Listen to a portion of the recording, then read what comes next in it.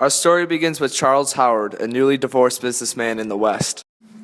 Arriving with only 21 cents in his pocket, Charles Howard soon escalated to owning a Buick dealership.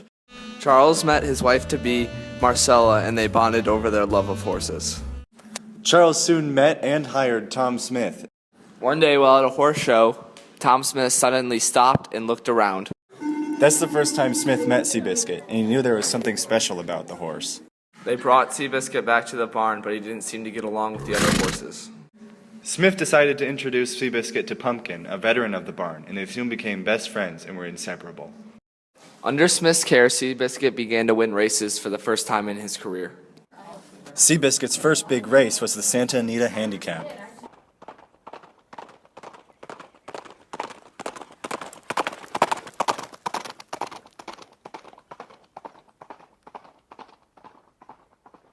It was a close race, but in the end, Rosemont won by a nose. Shortly after, Pollard was riding on another horse, Fair Nightness, and fell off and crushed his chest.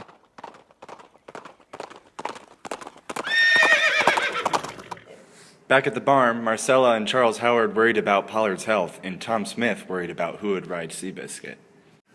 The team decided to bring in George Wolfe, one of Red's old friends, one of the best jockeys in the sport. Pollard gave Wolfe strict instructions on how to ride Seabiscuit.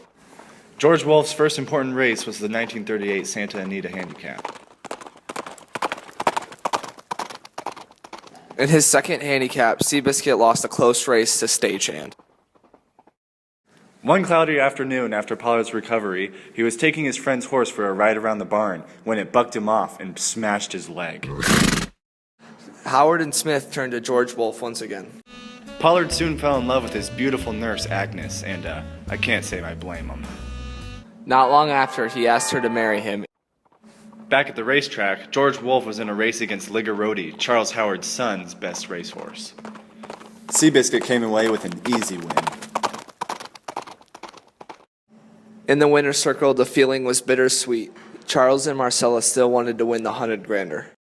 The next big step for Seabiscuit was the long-anticipated duel between the two best racehorses in the nation. In 1938, Seabiscuit went up against War Admiral. Seabiscuit trounced War Admiral in the final furlongs. In Seabiscuit's final race, he finally won the 1940 Santa Anita Handicap. After that, he retired and had many little biscuits. How cute.